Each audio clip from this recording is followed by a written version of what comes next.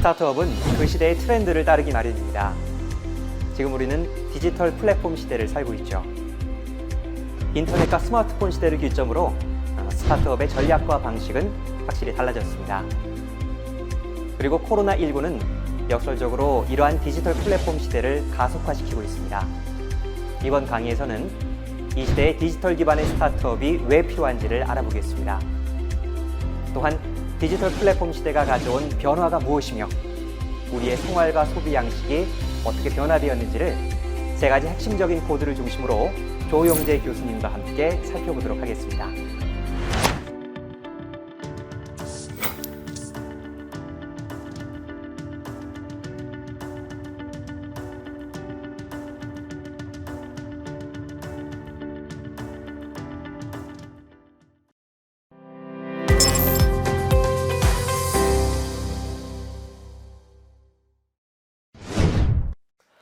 안녕하세요. 경남대학교 대학혁신지원사업단의 조영재 교수입니다.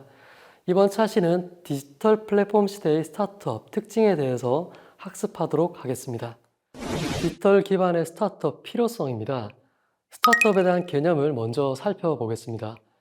스타트업에 대해 린 스타트업 저자 에릭 리스는 창업한 지 얼마 되지 않았고 대규모 자금을 조달받기 전 상태이지만 아이디어와 기술을 통해 급격한 성장을 기대할 수 있는 기업이라 정의했습니다.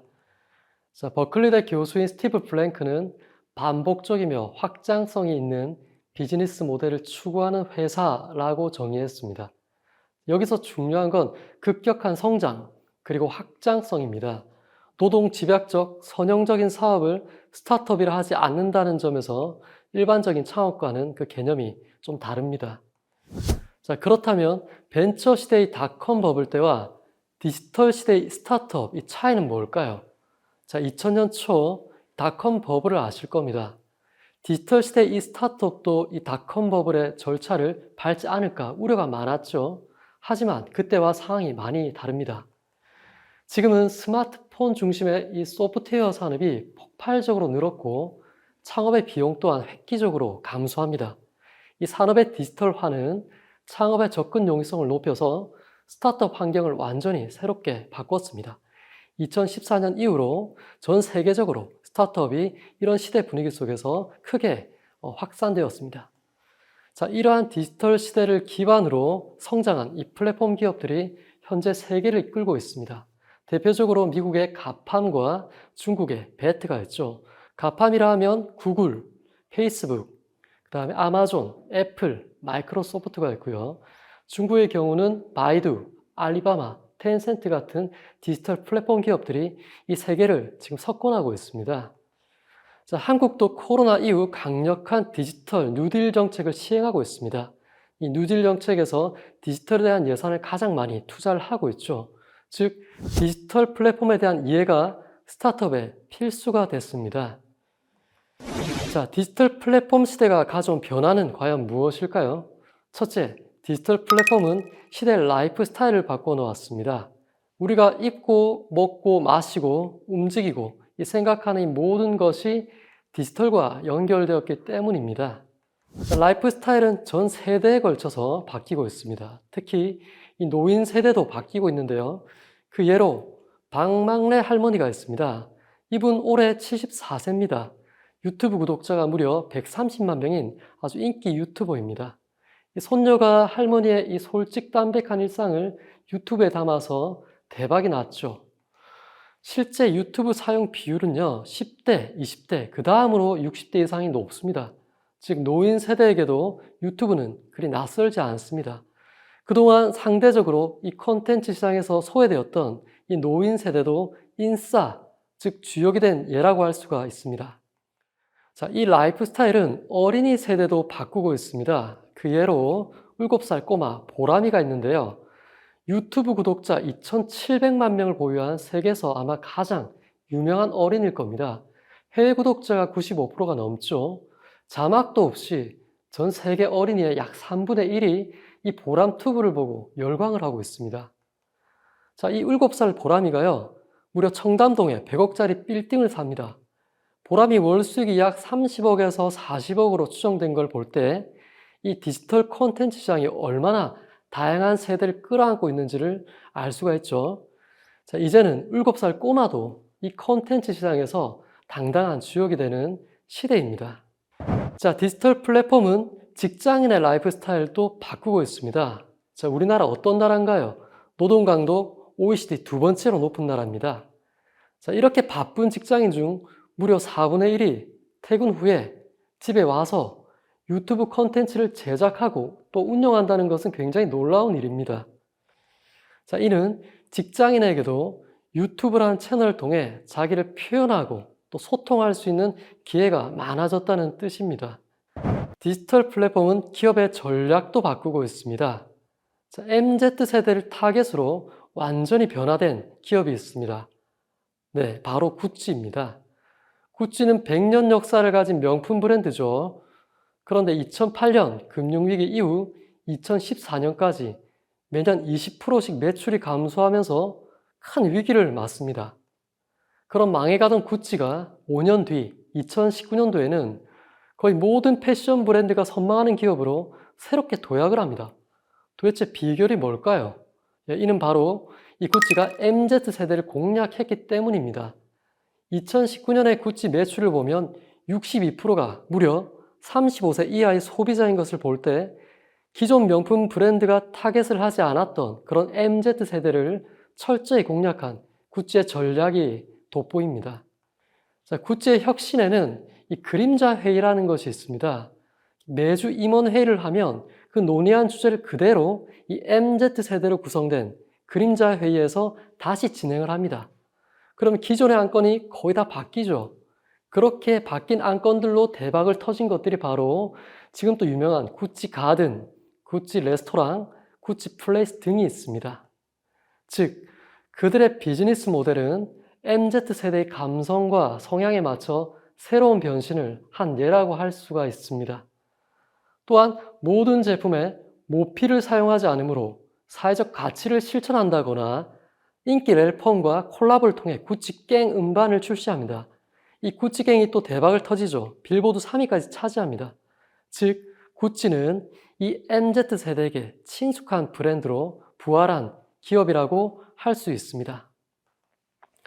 자, 두 번째는 디지털 플랫폼은 시대의 표준, 즉 공식을 바꾸고 있습니다.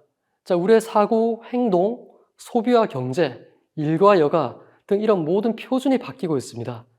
핀테크, 모바일 뱅킹은 금융 혁명을, 유튜브, 넷플릭스는 미디어 혁명을, 모바일 쇼핑은 유통과 의식주의 혁명을 일으키고 있습니다. 하나씩 살펴보겠습니다. 자, 첫 번째는 핀테크 시장의 성장입니다. 2019년 기준으로 은행 창구 이용률은 9.5%가 채 되지 않습니다. 10명 중 9명도 은행을 이용하지 않는다는 말입니다. 자, 19년 한 해에만 국내 5대 은행이 약 200개의 지점을 폐점했습니다. 반면에 토스나 카카오뱅크는 아예 은행 매장이 없습니다. 그럼에도 2년 만에 회원수 무려 1000만을 넘겼습니다. 자, 특히 토스는 10초 안에 송입금이 다 되는 초간편 결제 시스템으로 국내 금융의 판도를 바꾸고 있습니다. 특히 토스의 경우는 우리 국내 금융계에서 유일한 유니콘 기업이죠. 한국은행이 발표한 2020년 기준 이 핀테크 이용률 또한 20대부터 40대까지가 무려 80%가 넘습니다. 이제는 삼성, 애플, 구글 등 세계적인 기업들이 모두 이러한 모바일 금융 결제 시장에 공격적으로 달려들고 있습니다. 여러분, 이들이 금융기업입니까? 아니죠. 디지털 플랫폼 기업은 이런 산업 간의 경계를 가볍게 뛰어넘습니다.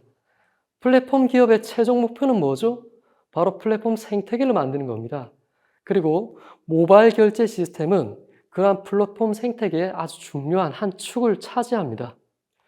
오늘날 텐센트와 알리바바가 세계 시총 탑 10에 든 것은 바로 이 결제 시스템인 위챗페이와 알리페이 때문입니다.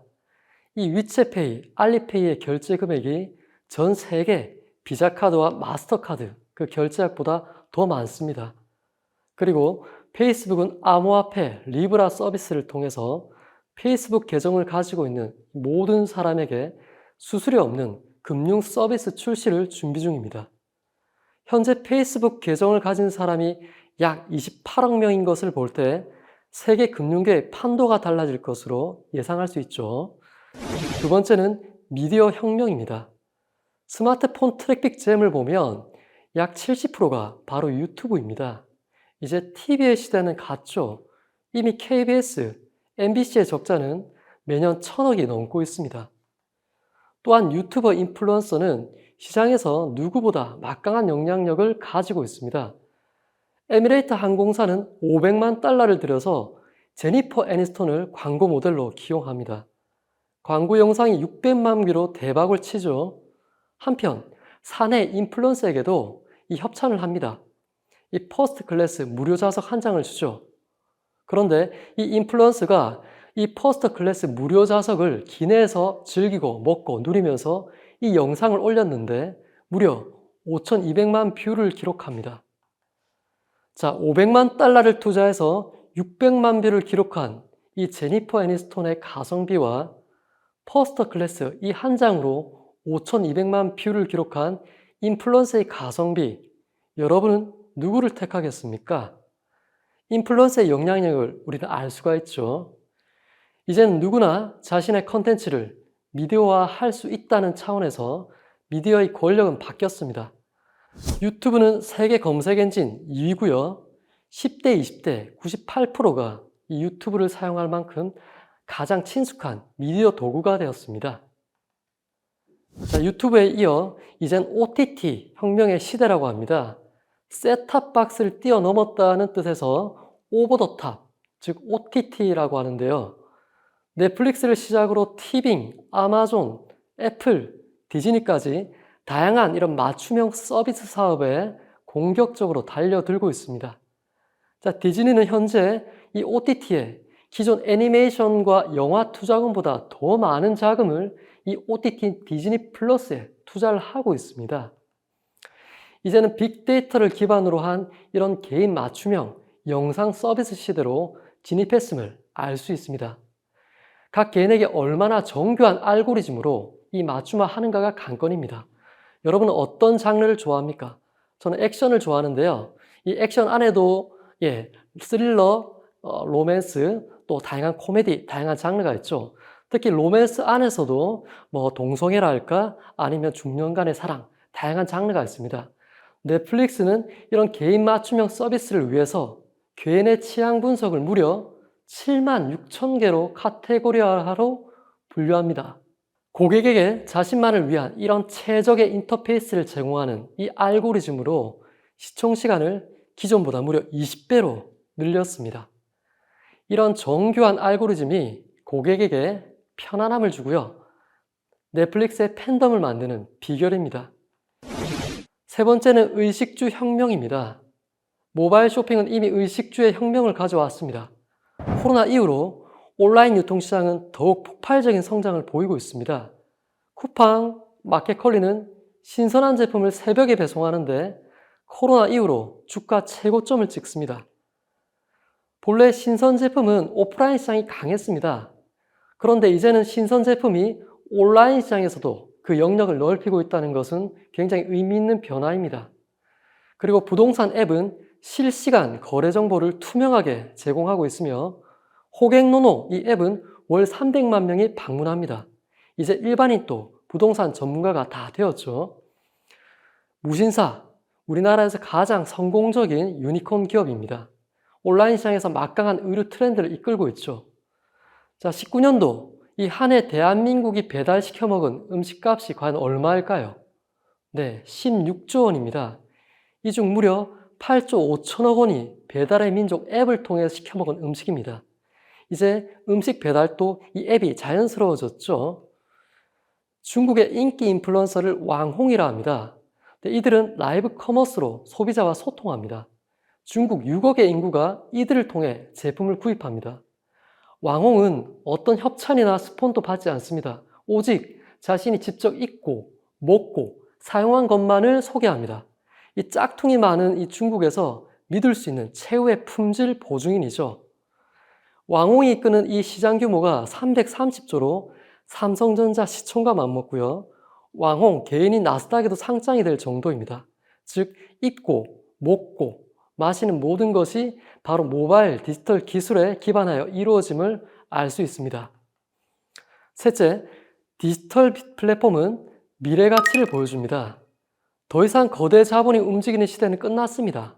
자, 2000년대 포춘지가 선정한 100대 기업 중에 2016년까지 남아있는 기업은 단 18개에 불과합니다. 불과 16년 사이에 애플, 구글, 삼성, 아마존 같은 플랫폼 중심의 소프트웨어 회사들이 빠르게 성장을 하고 있습니다. 미래 가치의 디지털 플랫폼이 가진 이런 초연결, 공감, 소통, 진정성 등은 핵심 가치라 할 수 있습니다. 2018년 이후 2020년까지 시가총액 12기업 중 무려 7개 이상이 플랫폼 기업입니다. 자, 2018년을 보면요. 7개가 플랫폼 기업이고 유일한 제조회사는 10위 삼성전자입니다. 삼성전자도 플랫폼 기업과 관련이 있죠. 이 플랫폼 기업은 빅데이터를 기반으로 메모리를 필요로 합니다. 이 메모리를 제공한다는 차원에서 관련이 있고요. 7위 버크셔 해서웨이는 바로 이런 플랫폼 기업을 투자하는 투자회사입니다. CEO가 누구죠? 워렌 버핏이죠. 2018년에 30년 전, 즉 1988년도에는 세계 100대 기업 중 무려 52개가 일본 기업이었습니다. 더 놀라운 것은 탑 10 중에 8개가 일본 기업이었습니다. 막강했죠. 지금은 어떻죠? 하나도 없습니다. 왜 그렇죠? 그땐 제조업 시대고요. 지금은 명백한 디지털 플랫폼 시대인 겁니다. 그리고 이 디지털 플랫폼 기업들은 막강한 생태계를 구축해서 갈수록 급성장을 하고 있습니다. 시가총액 1위인 애플의 경우는 코로나 이후 시총이 오히려 2배나 뛰었습니다. 이렇듯 디지털 플랫폼은 이 시대와 세대 전 영역에 얼마나 큰 영향을 미치고 있는지를 확인할 수 있습니다. 자, 이번 강의에서는 디지털 플랫폼 시대의 특성과 디지털 기반의 스타트업 필요성, 그리고 디지털 플랫폼이 가져온 변화에 대해 학습하였습니다. 감사합니다.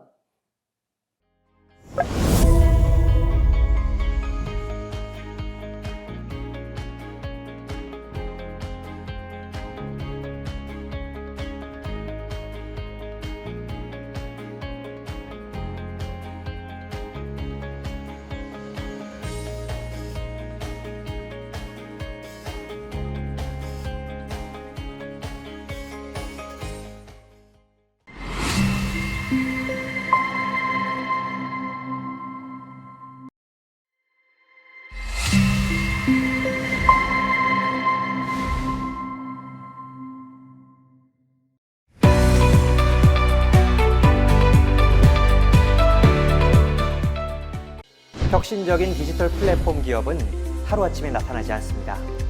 이런 혁신적 기업이 나오기 위해서는 조직의 문화와 기업 윤리를 담고 있는 기업 생태계가 먼저 구축돼야 됩니다. 즉, 각종 투자 환경이나 규제, 공유된 가치, 다양한 인프라가 받쳐주는 생태적 구조와 문화가 뒷받침되어야 가능하다는 뜻입니다. 플랫폼 기업은 자산이 많다고 성장하는 것이 아닙니다. 바로 플랫폼이 성장할 수 있는 생태 문화가 필요합니다. 이번 강의에서는 스타트업의 가장 선도적인 양대 국가인 미국, 중국의 스타트업 문화와 특징을 조영재 교수님과 함께 학습해 보겠습니다.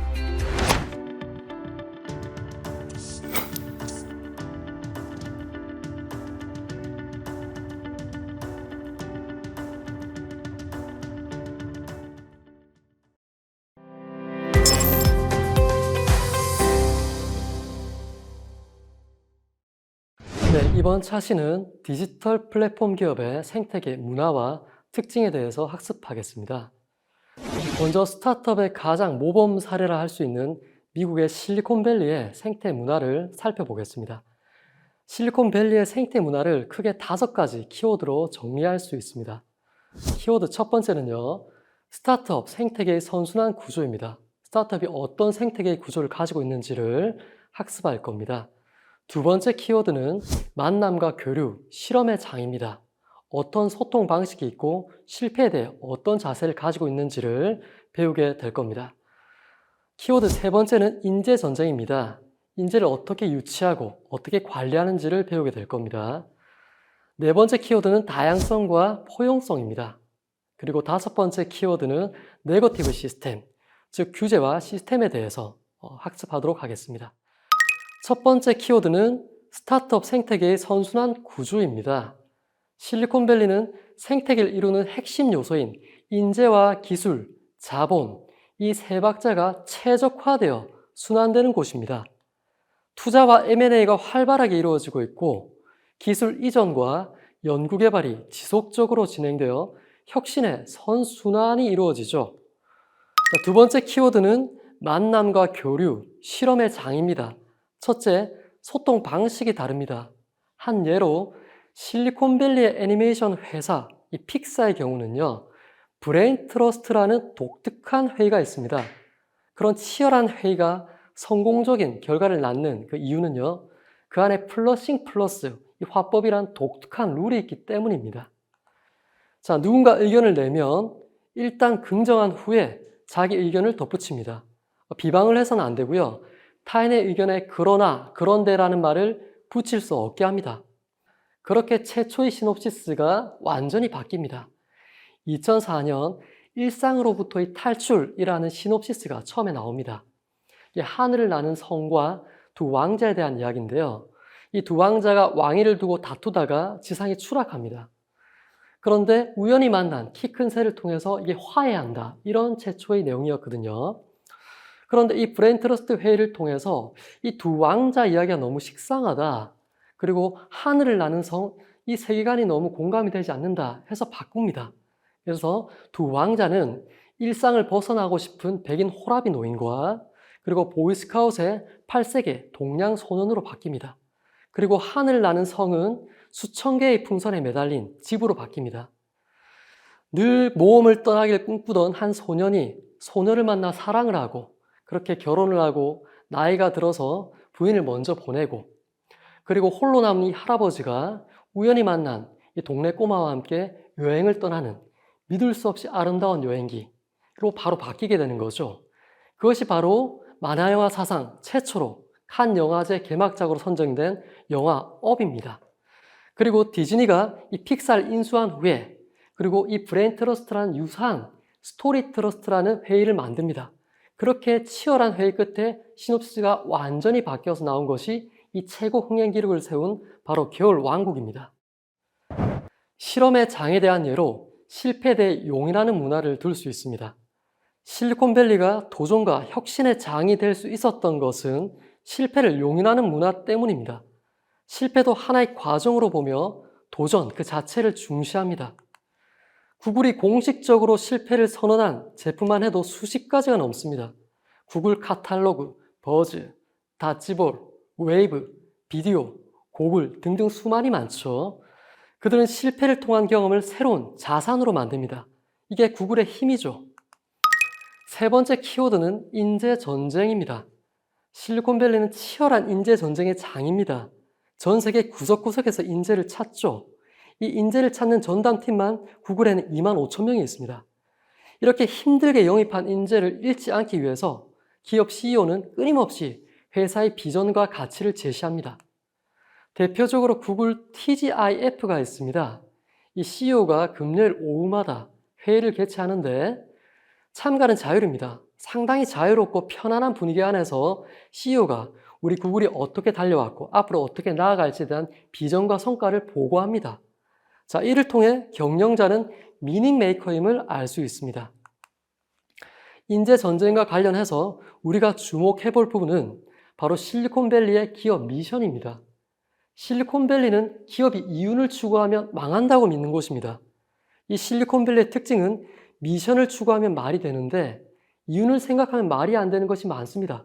자, 실리콘밸리 기업의 이 기업 미션을 살펴보겠습니다. 자, 페이스북, 세상을 더 개방적이고 연결된 것으로 만드는 사회적 책무를 다할 것이다. 세계 28억 인구가 이 페이스북에 연결되어 있죠. 구글, 세상의 정보를 누구나 쉽게 사용하고 접근할 수 있게 할 것이다. 네, 세상의 정보가 거의 구글에 있다도 과언이 아니죠. 정보를 검색하다, 곧 구글링으로 동음어로 이용하고 있습니다. 자, 애플, 일하고 배우고 소통하는 방식을 바꿀 것이다. 여러분, 아이폰, 아이패드가 우리의 관계와 일의 방식을 다 바꾸어 놓았죠. 테슬라, 세계의 지속 가능한 에너지의 가속화를 앞당기겠다. 테슬라가 세계 전기자동차 1위가 목표일까요? 아닙니다. 친환경, 지속 가능한 에너지를 꿈꾸었기 때문에 8년의 적자를 견뎠죠. 그 8년의 적자에 허덕이면서도 그 가운데 태양열 에너지인 이 솔라시티, 그리고 우주 프로젝트인 프로젝트 X를 만듭니다.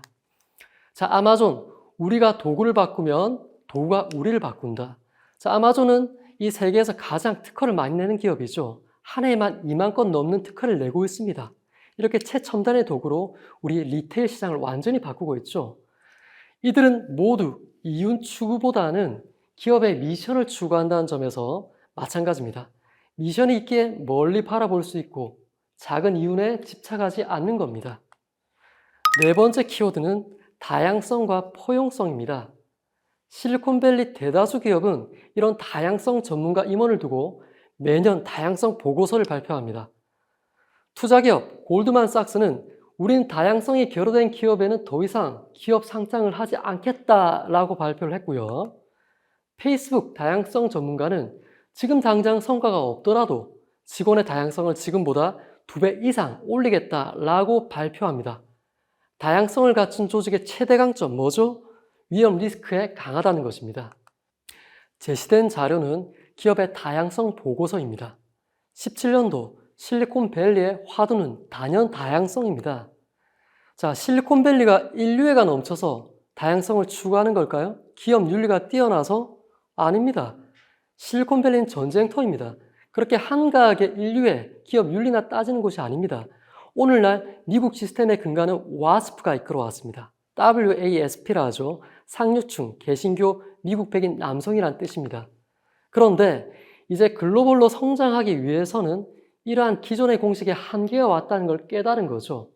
이제는 융합, 다양성, 포용성이 없이는 더 이상 생존할 수 없는 시대입니다. 자, 2차 세계대전의 승패는 결국 암호 전쟁이었습니다. 초기에 연합군은 독일군에게 고전합니다. 대서양에서 독일 유보트 잠수함에 의해서 보급로가 차단당했기 때문이죠. 문제는 당시 이 독일의 에니그마라는 암호기를 연합군이 해독할 수가 없었습니다.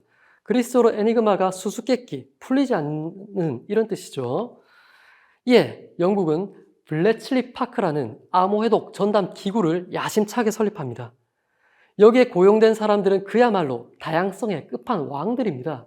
과학자, 수학자, 우체국 직원, 낱말 맞추기 전문가, 트럼펫 연주자, 그리스 로마 언어 복원학자, 헌책방 주인, 대기업 간부 등등 매우 다양하게 구성합니다. 그리고 이들이 결국 이 에니그마 암호를 해독해내죠. 심지어 세계 최초의 연산 슈퍼컴퓨터 암호 해독기 이 콜로서스도 우체국 기술자의 아이디어로 나왔습니다. 바로 다양성의 힘이죠. 미시건 대학의 스콧 페이지 교수는 다양성 연구로 유명한데요. 이 실험 결과 똑똑한 집단보다 덜 똑똑해도 다양한 집단이 훨씬 더 창의적이고 문제 해결력이 높더라라는 연구 결과 발표가 나옵니다. 한국어로 노래를 부르는 이 BTS가 한국 대사만 있는 이 영화 기생충이 그들만의 잔치인 미국 시장에서 1위를 한 것은 이 다양성의 문화가 그만큼 성숙했다는 증거일 겁니다. 5번째 키워드는 네거티브 시스템입니다. 사실 혁신과 도전에 있어 이 규제는 가장 큰 장벽입니다. 규제와 관련하여선 이 포지티브 시스템과 네거티브 시스템이 있습니다. 실리콘밸리의 힘은 철저히 이 네거티브 시스템에서 나옵니다. 자, 네거티브 시스템은 안 되는 몇 가지 항목을 정해주고 나머지는 다 허용해줍니다. 반면에 이 한국과 같은 이 포지티브 시스템은 허용되는 항목을 미리 정해주고 나머지는 다 금지합니다. 문제는 규제도 잡히지 않는 이런 애매한 것들이나 이 혁신적인 것들은 이 네거티브에선 다 허용이 되는데 포지티브에서는 다 금지가 된다는 겁니다. 금융기업 토스도 초기에 이 규제 문제로 출시 2달 만에 영업 정지를 당합니다. 1년간의 법정 투쟁 끝에 규제가 풀리고 오늘날 유니콘 기업이 될 수 있었죠. 자, 오늘날 헬스케어, 공유경제, 드론 산업 등과 같은 다양한 혁신 산업들이 국내 규제 문제로 성장에 어려움이 있습니다. 규제 문제는 빨리 해결해야 할 이 시급한 과제임을 알 수 있습니다. 미국 실리콘밸리에 이어 중국의 스타트업 이 생태 문화를 살펴보겠습니다. 현재 중국은 제조 강국에서 모바일 기반의 디지털 플랫폼 강국으로 성장했습니다. 미국은 제조 강국일 때의 중국을 견제하지 않았습니다. 오히려 값싼 제조 물품으로 미국과 전 세계 물가를 잡아주므로 서로 윈윈할 수 있는 상생의 관계였죠. 하지만 디지털 플랫폼 강국으로 중국이 부상하면서 미국은 철저히 중국을 견제합니다. 이제 중국은 독자적 플랫폼 제국을 완성한 단계입니다. 세계적인 미국 기업인 구글, 아마존, 페이스북, 우버 등을 대체할 분야별 자체 플랫폼을 완벽하게 구축했습니다. 자, 검색 엔진은 바이두, 전자상거래는 알리바바, 메신저는 위챗과 웨이보, 동영상은 아이치, 우버는 디디추싱, 안드로이드는 홍목으로 각각 대체했죠. 중국의 플랫폼 대국이 된 비결은 크게 세 가지로 들 수 있습니다. 첫째, 후발주자의 역설. 둘째, 밀레니얼 세대. 셋째, 상생 구조인 하이퍼 플랫폼입니다. 자, 이제 하나씩 살펴보겠습니다. 자, 중국이 플랫폼 강국이 된 이유. 첫 번째는 역설적으로 후발주자였기 때문입니다.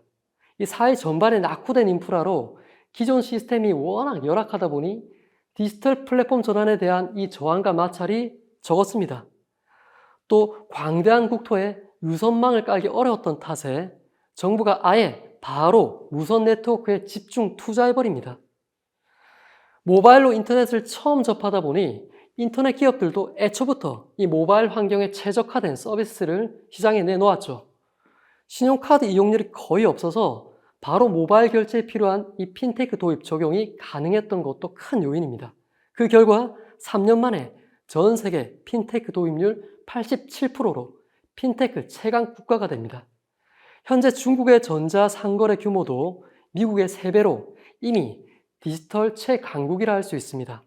자, 한 단계 더 나아가서 이제는 스마트폰도 필요 없는 안면 인식 결제 시스템이 확산되고 있습니다. 대형 상가들과 면세점, 또 몇몇 도시의 공공지하철도 이 안면 인식 시스템을 도입하고 있습니다. 일반 고등학교도 이 안면 인식으로 식권을 대체하고 있는 추세죠. 하다못해 중국의 거지들도 이 QR코드로 동량을 하고 있습니다. 자, 중국이 플랫폼 강국이 된 이유. 두 번째는 밀레니얼 세대입니다. 현재 중국 인구의 약 30%, 약 4억 명이 이 밀레니얼 세대입니다. 이들이 사용하는 전자상거래, 이 비율만도 총 71%를 차지합니다. 정말 엄청나죠? 하이구이라 불리는 이 해외 유학생이 또 대거 이 중국에 귀국을 해서 현재 중국 경제의 중추 역할을 맡고 있습니다. 이들은 평등과 개성을 중시하며 취직보다는 창업을 선도하는 이런 도전 문화를 가지고 있습니다. 그 세대들이 바로 샤오미, 하웨이, 바이두를 만들었죠. 중국은 모바일 플랫폼을 중심으로 이런 창업 열기가 뜨겁고요. 하루에 4,000개씩 이 청년 스타트업이 생기고 있습니다. 중국이 플랫폼 강국이 된 이유, 세 번째는 바로 상생 구조입니다. 중국의 플랫폼 시장 크게 알리바바와 텐센트 이 양대 산맥 구조입니다. 텐센트와 이 알리바바를 중심으로 기업들은 복잡한 상생 구조로 얽혀 있는데 이 두 기업이 스타트업 기업에 투자와 지원을 합니다. 이들 스타트업이 성장할 수 있도록 플랫폼을 구축하고 디지털 환경을 마련해서 육성을 하고 있죠. 자, 위챗은 800개가 넘는 회사에 투자를 하고 있고요. 이 중 유니콘 기업이 160개, 상장 기업만 70여 개가 됩니다. 이렇게 투자받은 회사들이 커지면 이 텐센트의 자산도 함께 커지는 거죠. 지분 투자 이익만으로도 회사는 성장하는 구조로 되어 있습니다. 알리바바, 텐센트는 11억 네트워크를 제공해주고 이 신생기업은 이들의 결제 시스템을 이용하는 바로 윈윈 시스템입니다. 그래서 신생기업을 포함해 많은 기업들은 이 알리바바와 텐센트와 경쟁 대신 협력을 합니다. 즉 플랫폼 위의 플랫폼으로 하이퍼 플랫폼을 구축한 것입니다. 이번 강의에는 디지털 플랫폼 기업의 생태계 문화와 특징을 미국과 중국의 사례를 통해 학습하였습니다. 감사합니다.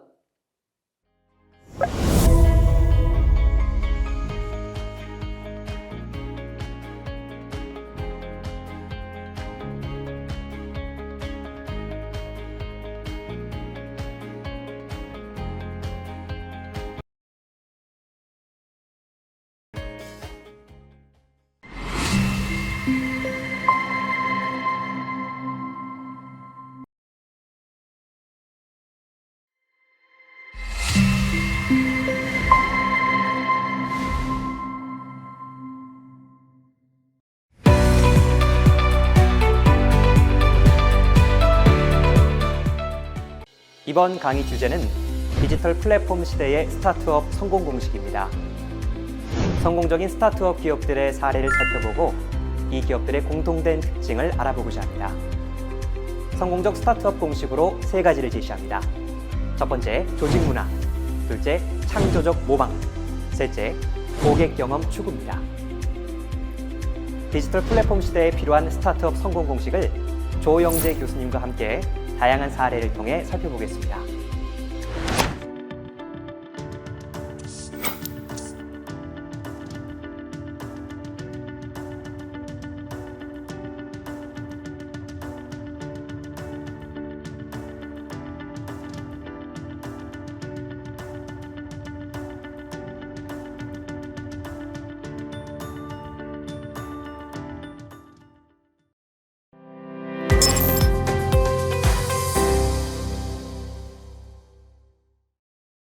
네, 이번 차시는 디지털 플랫폼 시대의 스타트업 성공 공식에 대해서 학습해 보겠습니다. 첫 번째는 조직 문화입니다. 그중 린 스타트업을 소개합니다.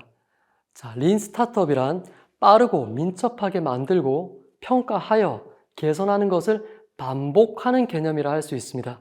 자, 그렇다면 왜 린 스타트업이 필요할까요? 자, 결론적으로 말씀드리면 변화에 빠르고 유연하게 적응하기 위해서입니다. 자, 마지노선이란 말이 있습니다. 보통 최후의 보루라는 뜻으로 쓰이고 있습니다. 프랑스는 1차 세계대전에서 약 300만 명의 사상자를 내는 큰 피해를 봅니다. 그래서 약 10년간 6조 900억 원을 투자해서 장장 750km의 콘크리트 요새인 마지노 요새를 건설합니다. 독일군은 절대 마지노를 넘을 수 없다고 믿었죠. 그야말로 완벽한 방어 요새였습니다. 하지만 결과는 어떻죠? 역사상 최대의 삽질로 기록되고 있습니다. 자, 왜 그럴까요? 독일이 프랑스 옆에 벨기에로 돌아서 공격했기 때문이죠. 자, 여기서 한번 생각해 봅시다. 예측 불허의 세계에서 과연 완벽함이란 존재하는가? 특히나 이렇게 빠르게 변화하고 모든 것이 복잡하고 긴밀하게 얽혀있는 세상에서 완벽함이란 얼마나 오래 갈까? 오늘의 완벽함이 내일의 오류가 될 수 있습니다. 자, 그렇다면 왜 프랑스는 지상 최대의 삽질이라는 이 마지노 요새를 만들었을까요? 자, 그것은 1차 세계대전의 전투 방식을 따랐기 때문입니다. 1차 세계대전은 참호전이었습니다. 이 서부전선에서 약 4년간 치열한 공방이 있었죠. 따라서 견고한 전초 방어선이 상당히 중요했습니다. 하지만 2차 세계대전은 어떻죠? 기술과 전략의 발전으로 이 탱크전, 공중전으로 전쟁의 양상이 바뀌었습니다. 그런데도 1차 세계대전의 그 참호전 공식을 고수한 이 프랑스는 지상 최대의 삽질, 이 마지노를 만들고 불과 6주 만에 파리를 독일에게 넘겨줍니다. 그들이 최선이라 생각했던 것은 실은 최악이었던 셈이죠. 2000년 포춘지가 선정한 100대 기업 중 16년이 지나 여전히 100위 안에 든 기업은 단 18개밖에 없습니다. 짧은 시간 안에 왜 이리 많은 변화가 생겼을까요? 도대체 나머지 82개 회사는 왜 도태되었을까요? 이는 기존의 성공 공식에 집착해서 변화에 유연하게 대처하지 못했기 때문입니다. 즉, 지금 시대에 필요한 가치는 이런 완벽함보다는 변화에 빠르게 대처하는 이 유연함이 필요하다는 겁니다. 따라서 우리는 빨리 시도하고 빠르게 개선하는 이 린 스타트업이 필요하다는 뜻이죠. 자, 그렇다면 스피드를 쫓는 대신 이 완벽함은 포기하라는 뜻일까요? 자, 그런 건 아니죠. 유연함이 필요하다는 겁니다. 그리고 이 디지털 플랫폼 시대에는 오히려 이 완벽주의가 발목이 될 수 있습니다. 자, 대표적인 예로 일본의 장인 정신을 들 수 있습니다. 1990년대 일본 제조업 성공 신화에는 모노즈쿠리, 즉 일본의 장인 정신이 있었습니다. 이는 세계 최고의 완벽함을 추구하는 일본 제조업 성공의 핵심이기도 하죠. 자, 도요타 시스템인 Just in Time이 유명합니다. 우리나라 말로 적기 공급 시스템이라고 하는데 높은 수준의 통제와 이 품질 관리를 말합니다. 불량률 제로를 지향하는 이 품질 관리 제도로 대표적으로 이 라인 스톱제가 있습니다. 공장에서 불량을 발견할 시 누구나 올 스톱하고 철저히 그 원인을 밝히고 분석하는 것을 말하죠. 그야말로 불량률 제로를 지향하는 이 시스템입니다. 그런데 이런 세세함과 완벽함은 제조업에서는 통하지만 IT 시대는 오히려 발목이 될 수 있습니다. 이 완벽함보다는 빠르게 시장을 선점하는 것이 필요하죠. 결과적으로 일본 IT계에서는 구글과 애플 같은 기업이 나오고 있지 않습니다. 자, IT 시대에는 새로운 기술 변화에 발맞춰 발빠르게 행동하고 개선하는 것이 필요하다는 것입니다. 자, 그렇다면 우리 린 스타트업의 정의를 다시 설명드리겠습니다. 단기간에 제품을 만들고, 여기서 단기간이 중요하죠. 성과를 측정해서 제품을 개선 반영하는 것을 어떻게 반복하는 전략입니다. 자, 핵심은 완벽보다는 일단 시작을 하고 지속적으로 계속 개선해 가는 것을 반복해야 하는 겁니다. 자, 린 스타트업의 사례로는 이 드롭박스가 있습니다. 어느 날 창업자 드류 휴스턴은 출장 중에 기차 안에서 USB를 놓고 온 걸 깨달은 겁니다.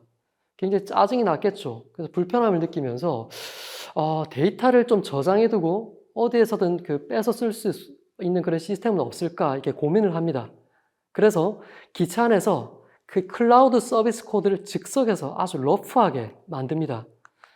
그리고는 이 미완성 상태로 일단 서비스를 시작합니다. 그리고 이 얼리 어댑터의 반응을 보면서 지속적으로 개선해 갑니다. 그래서 오늘날의 드롭박스가 있는 거죠. 자, IT 시대 성공한 대부분의 스타트업은 이런 식으로 빠른 시도와 반응 후의 개선을 반복하는 이 린 스타트업을 추구한 겁니다. 자, 스타트업의 성공 공식 두 번째는 창조적 모방입니다.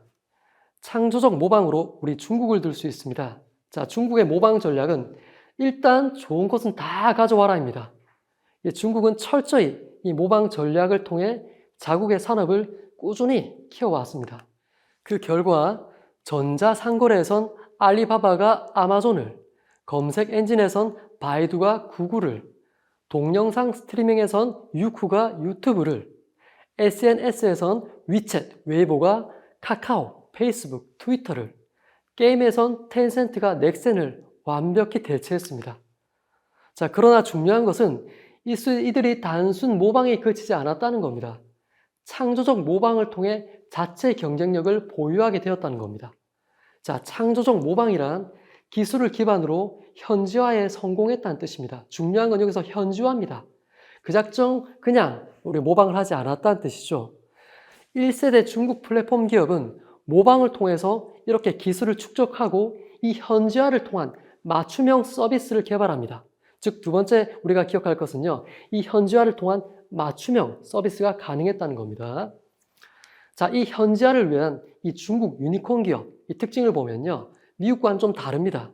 자, 미국은 기업을 중심으로 많은 그런 활동을 하는 반면에 중국의 유니콘 기업들은요, 기업보다는 소비자를 지향했고요, 쇼핑, 식사, 이동 등 이런 일상 소비 생활에 더 집중 투자해서 현지화에 성공합니다. 창조적 모방 사례 첫 번째는 이 현지화 플랫폼의 끝판왕, 바로 위챗입니다. 자, 위챗은 이런 모방을 넘어서 중국 내 완벽한 자체 생태계를 구축했습니다. 그 생태계의 그 범위가 어마어마합니다. 메신저, 그리고 각종 예약, 쇼핑, 세금 납부, 출생신고 등등 이 모든 것이 위챗 하나로 다 해결되는 바로 슈퍼 앱입니다. 그리고 적극적인 투자와 이 인수 합병으로 우리 생활의 거의 모든 영역을 장악하고 있습니다. 자, 흥미로운 건요, 2017년 애플과의 충돌에서도 완승을 합니다. 자, 애플이 어떤 기업인가요? 세계 시총 1위의 최고의 기업이죠. 당시 애플은 하드웨어를 미리 풀고 이 자체 OS, 즉 iOS를 통해 이 다운받은 앱에 30% 수수료를 받는 그런 구조였습니다. 그런데 위챗이 어떻죠? 위챗은 자체 결제 시스템을 갖추고 있죠. 수수료 없이 다 가져가니까 애플의 수수료가 안 떨어지는 겁니다. 그래서 애플은 아이폰에 위챗 기능을 빼겠다고 선포를 합니다. 그런데 위챗은 그러면 메신저 기능만 남기고 마음대로 해라 하고 맞짱을 놓습니다. 자, 결론은 어땠죠? 애플이 굴복합니다. 자, 애플 판매 수익이 30%가 바로 급감을 했고요. 애플은 바로 사과하고 물러섭니다. 자, 그 이유가 무엇인가요? 네, 애플은 최고죠. 누구나 인정하는. 하지만 애플은 중국 내에서 대체가 가능합니다. 하지만 위챗은 대체가 가능하지 않는 이미 중국인에게는 필수제이기 때문입니다. 자, 창조적 모방 사례 두 번째는 이 샤오미입니다. 샤오미를 흔히 대륙의 실수라고 부릅니다. 아마도 중국 제품에 대한 편견을 깬 최초의 기업일 겁니다.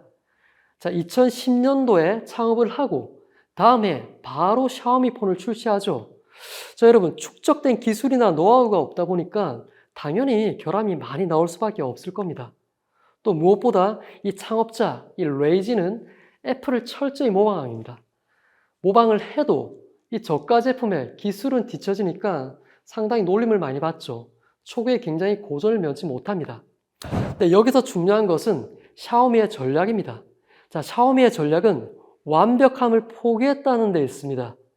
대신 가성비로 승부해서 일단 시장 점유율을 높이면서 점점 완성도를 높여가자는 전략이죠. 자, 이 가성비 전략이 승리하죠. 이 가성비 전략의 승리 후에 새로운 전략을 추가합니다. 바로 다양성과 속도입니다. 공장이 별로 없음에도 샤오미는 1600개의 다양한 제품을 빠르게 생산합니다. 그래서 샤오미 생태계를 구축했고 이 협력회사라 투자를 합니다. 그리고 인큐베이팅까지 합니다. 그래서 상생과 공존 생태계를 구축하죠. 이 하청기업과의 협업을 통해서 발빠르게 많은 제품을 생산합니다. 자, 애플을 모방했지만 가성비와 다양성 그리고 속도라는 차별화로 이 샤오미 생태계를 완성한 창조적 모방의 대표적인 예라고 할 수가 있습니다. 자, 이제는 미국의 실리콘밸리가 중국의 플랫폼 기업을 오히려 역모방하고 있습니다.